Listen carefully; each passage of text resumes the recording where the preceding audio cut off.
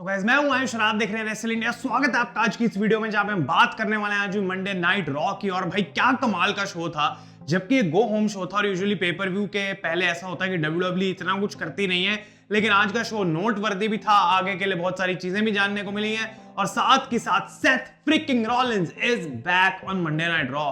तो सारी चीजें डिस्कस करेंगे, वीडियो को आप एंड तक देखते रहें। चैनल बने हैं तो सब्सक्राइब जरूर कर लेना भाई, बहुत ही कमाल का रिव्यू भी रहने वाला है। शो स्टार्ट होता है सीधे जे ऊसो से हीट, और उनके टाइटल में ये ब्लू कलर की वो जो पुराने इंटरकॉन्टिनेंटल टाइटल की वाइब थी ना, वो थोड़ी ऐड करी गई। अब आई डोंट नो सिर्फ जे ऊसो के लिए है या फिर टाइटल का डिजाइन चेंज किया गया है, लेकिन जे ऊसो बाहर आते हैं, काफी इमोशनल थे, काफी उनको ये बात की रियलाइजेशन थी कि फाइनली वो चैंपियन बन चुके हैं। एक ऐसी चीज जो शायद उन्होंने खुद नहीं सोची थी कभी उनके करियर में होगी, वो चीजें वो बात करते हैं। यहाँ पे पूरा उनका प्रोमो इसी के ऊपर था और वो अपनी मॉम को यहाँ पे थैंक यू बोलते हैं, जिन्होंने हमेशा उनके अंदर बिलीफ दिखाया कि जा and go get it, he got it and now he is the intercontinental champion.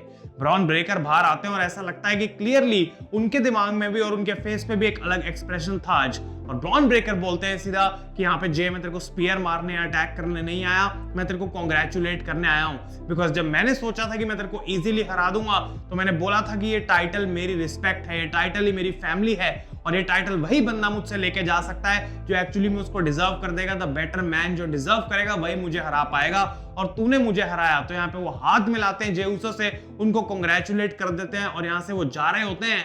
और उसके बाद जे ऊसो कहते हैं there are a lot of dogs in the building Bron, और ब्रॉन के लिए सारे चीयर करना स्टार्ट करते हैं। तो ब्रॉन ब्रेकर को क्लियरली डब्ल्यूडब्ल्यूई ने यहाँ पे एक बेबी फेस में कन्वर्ट कर दिया है और ऐसा लग रहा है कि उनका वर्ल्ड चैंपियनशिप का रास्ता भी तय हो चुका है। उसके बारे में हम अभी आएंगे, लेकिन Jey Uso got his celebration on Monday night raw.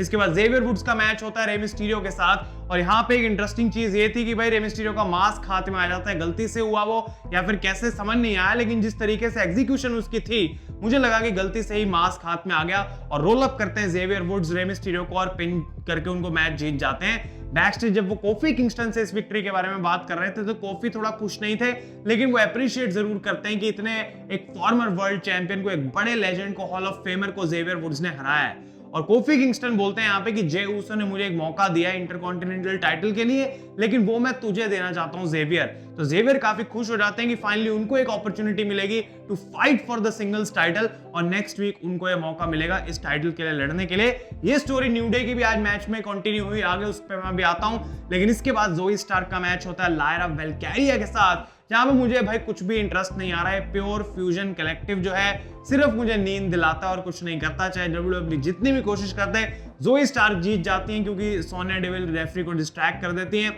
और मैच के बाद रिटर्न देखने को मिलता है केटाना चांस और केडन कार्टर का, जो कि आके यहाँ पे लायरा वेलकैरिया को बचाते हैं। इसके बाद ये absolutely fire segment CM Punk और ड्रू मैकिंटायर के बीच में, और एक क्लियर कर दिया गया था कि भाई आज कुछ फिजिकल नहीं हो सकता because Hell in a Cell is the final place जहां पे इनकी फ्यूड खत्म होनी चाहिए। और हेल इन अ सेल का डब्ल्यूडब्ल्यूई मंडे नाइट रॉ में स्ट्रक्चर लेके आ गई इस मैच को फील देने के लिए, पुराना हेल इन अ सेल और साथ के साथ दोनों बंदे उसके अंदर, सिक्योरिटी एडम पियर्स, और सिर्फ वर्ड्स बोले जाएंगे, आज कुछ एक्शंस नहीं देखने को मिलेंगे।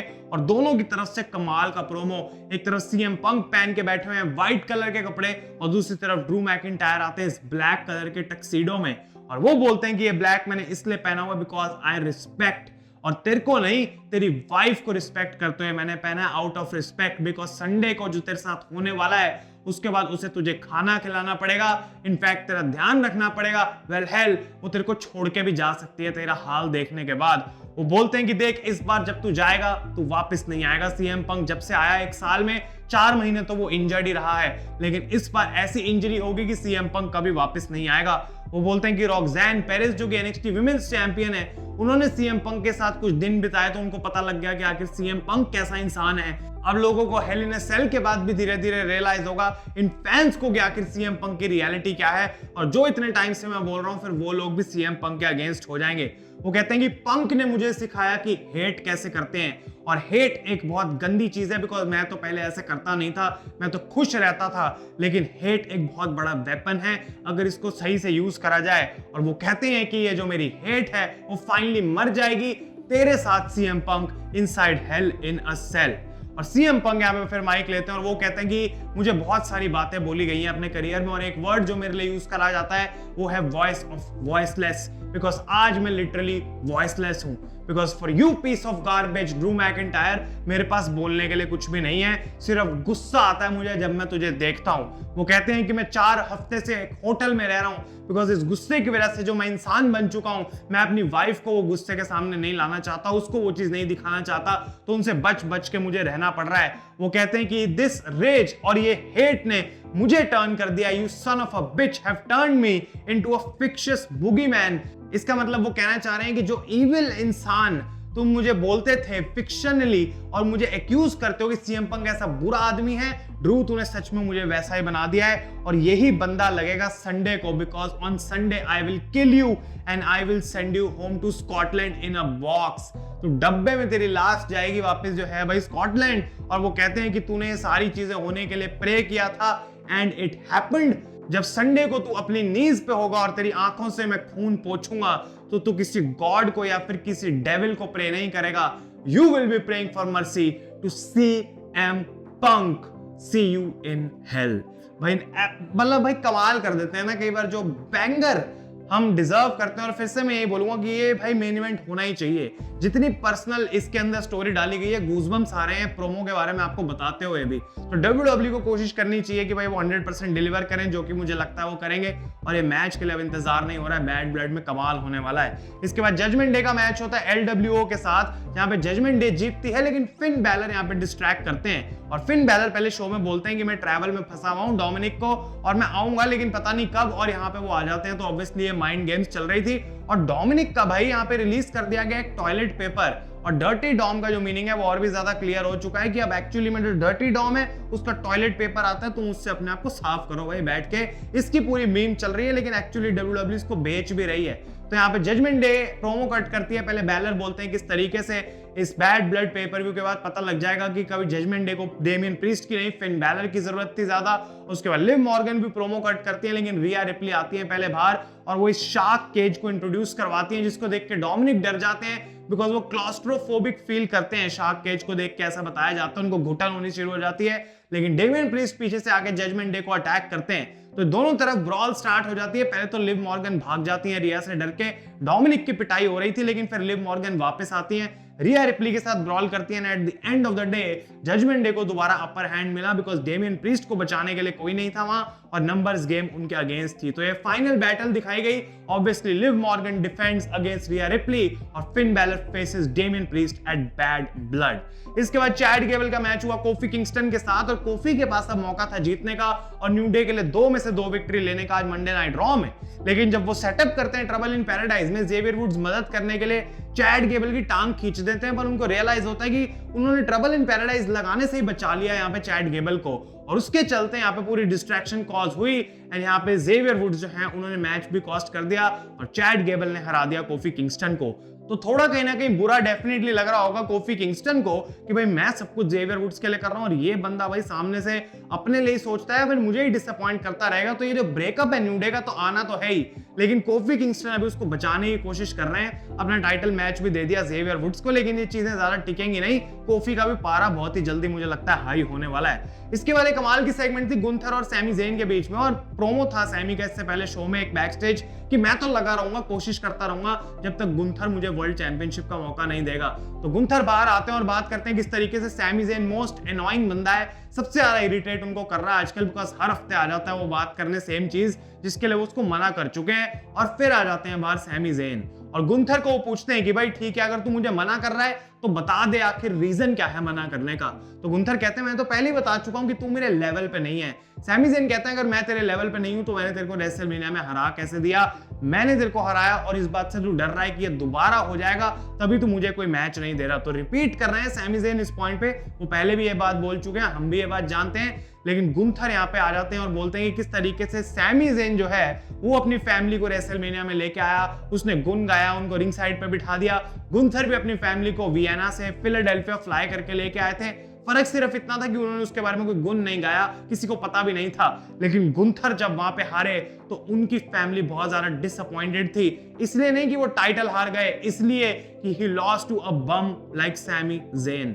गुंथर कहते हैं कि मेरे फादर इस बात से बिल्कुल भी खुश नहीं थे और इतनी दूर से मेरी फैमिली आई और उनको मैंने डिसअपॉइंट करवा दिया। सैमी ज़ेन यहाँ माइक लेते हैं और कहते हैं देख मैं भी अपनी फैमिली के आगे बहुत बार हारा हूं, लेकिन मैं तो वापस उठता हूं, मैं लड़ता हूं, जीतता हूं दोबारा, लेकिन तू अपनी फैमिली के आगे हार के क्रम्बल हो गया, नीचे गिर गया, महीनों के लिए गायब हो गया और तूने कभी एक बार भी मुझसे रीमैच नहीं मांगा फॉर द इंटरकॉन्टिनेंटल टाइटल। और वो कहते हैं कि ये सिर्फ इस वजह से हुआ because your dad made you feel like a loser. लेकिन अब ये सब करने के बाद, मेरी अपॉर्चुनिटी रिजेक्ट करने के बाद, तू अपने डैड को ये भी दिखा रहा है कि तू लूजर ही नहीं बल्कि एक कावर्ड भी है। और उस समय गुंथर को गुस्सा आता है, वो अटैक करते हैं, सैमी ज़ेन को एक पावर बॉम्ब लगाते हैं और उसके बाद माइक लेके कहते हैं यू गॉट योर मैच। और फाइनली ये मैच ऑफिशियल हो चुका है। Next week Monday night Raw पे होगा for the world heavyweight championship, Gunther versus Sami Zen.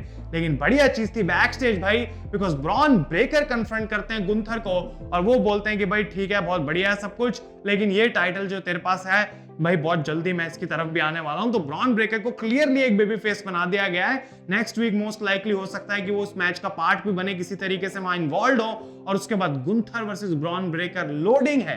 तो जितने लोग भी बोल रहे थे कि ब्रॉन ब्रेकर को बरी कर दिया ये वो, भाई उससे भी बड़ा उनको लेके जाना चाहते हैं और सीधा वर्ल्ड टाइटल पिक्चर में डालना चाहते हैं। सेम चीज जो गुंथर के साथ हुई, में भी ब्रॉन ब्रेकर को वो मौका मिल सकता है। इसके बाद ऑसम ट्रुथ का मैच होता है एओपी के साथ और आर ट्रुथ का रिटर्न देखने को मिला। वो इस मैच को कंफर्म करा लेते हैं, जिससे मिस बिल्कुल खुश नहीं थे, लेकिन वो एक्टिंग कर रहे थे और मैच में उन्होंने अपनी असलियत दिखा दी, आर ट्रुथ के अगेंस्ट टर्न कर गए और आर ट्रुथ को डिस्ट्रॉय करके यहाँ एओपी इस मैच को जीत भी चुकी है। तो मिस का हो चुका है भाई काम, अब खत्म, आर ट्रुथ से उनको कोई लेना देना नहीं है। पुअर ट्रुथ जिनको उस मोमेंट में उस सिचुएशन में डाला गया, लेकिन भाई मिस को अपना भी देखना पड़ेगा, कब तक ऐसे कार्टून बन के घूमते रहेंगे, अब तो बहुत साल हो गए ये करते हुए। और फाइनली शो का मेन इवेंट जो एक बार फिर से कमाल का मैच था, Braun Strowman versus Bronson read, अ लास्ट मॉन्स्टर स्टैंडिंग मैच। और भाई इन्होंने जो एक विजुअल सेटअप किया है ना लड़ने का, वो बहुत ही बढ़िया है भाई। जिस तरीके से इधर उधर से कूद रहे हैं, एक दूसरे को फेंक रहे हैं, थोड़ा अनबिलीवेबल है कि इतने बड़े हैवी वेट्स में इतनी ज्यादा एजिलिटी, एथलेटिसिटी कहां से आती है, कैसे इतने एजाइल है। और कमाल की मोमेंट्स देखने को मिली आज भाई। और इन्होंने एक दूसरे को टेबल्स के थ्रू फेंका, 2 बार बैरिकेड्स तोड़े और पहली बार मुझे देखने को मिला कि एक बैरिकेड स्पीयर लगने के बाद दूसरा बैरिकेड भी तोड़ा गया, उसके पीछे वाला। और फ्रंट रो में जो लोग बैठे थे, आई डोंट नो वहां सच में कोई इंजर्ड हो गया या फिर नहीं, लेकिन बहुत देर तक रेफरी जो है वो वहां पे सिक्योरिटी के साथ खड़ा हुआ था। ब्रॉन्सन रीड एक सुनामी लगा देते हैं और वो रेफरी को गुस्से में वापस खींच के लाते हैं कि भाई तू आके पिन क्यों नहीं काउंट कर रहा। लेकिन एडम पियर्स को गुस्सा आ जाता है, ब्रॉन्सन रीड उनको भी गले से पकड़ लेते हैं और ये पूरी यहाँ पे सिक्योरिटी के साथ जो है एक भीड़ इकट्ठी हो जाती है और ब्रॉन स्ट्रोमैन ऊपर से कूदते हैं भाई। वो भी बहुत बढ़िया विजुअल था इस पूरी भीड़ के ऊपर और ऐसा लगता है भाई जैसे पानी नहीं गिरता और ऊपर से नीचे गिर के फैलता है, पूरा वैसा विजुअल यहाँ पे लगा। और ब्रॉन स्ट्रोमैन को जब फाइनली मौका मिल रहा था, ऐसा लग रहा था कि वो एक सुनामी के लिए जाने वाले हैं खुद ब्रॉन्सन रीड पे, लेकिन ब्रॉन्सन रीड ऊपर चढ़ के सुप्लेक्स लगा देते हैं ब्रॉन स्ट्रोमैन के ऊपर और रिंग जो है पूरे तरीके से कोलैप्स हो जाती है। एक बार फिर से कमाल का विजुअल। और ब्रॉन्सन रीड जब फाइनली ऐसा लग रहा था कि उठने वाले हैं दोबारा रिंग टूटने के बाद और 10 काउंट अभी भी बीट कर देंगे, out of nowhere comes back Seth fricking Rollins, जिनको आउट ही करा था इस पूरी स्टोरी लाइन से ब्रॉन्सन रीड ने। स्टॉम्प मारते हैं उनको स्टील स्टेप्स के ऊपर और उसके बाद कोई मौका नहीं था ब्रॉन्सन के उठने का। ब्रॉन स्ट्रोमैन उठ जाते हैं and Seth Rollins has cost Bronson read the match और इस तरीके से मंडे नाइट रॉ हो जाती है खत्म। बहुत ही बढ़िया तरीके से बुक करा गया सब कुछ और कोई कंप्लेंट्स मेरी नहीं रहेंगी। सेथ रॉलिंस वापस आ गए और भाई सोने पे सुहागा हो चुका है। आप लोग अपने ओपिनियंस बताएं मुझे नीचे कमेंट्स में। बहुत ही बढ़िया मंडे नाइट रॉ थी आज की भाई। गो होम शो में मैं यूजुअली एक्सपेक्ट नहीं करता इतनी चीजें जितनी आज में देखने को मिली, but good storyline progressions, good segments, good wrestling और गुड एंडिंग मोमेंट्स के साथ आज रॉ को मिली। अपने ओपिनियंस मुझे कमेंट्स में जरूर बताएं गाइस। तब तक के लिए thank you so much for watching. मैं हूं आयुष और आप देख रहे हैं रेसलिंग इंडिया।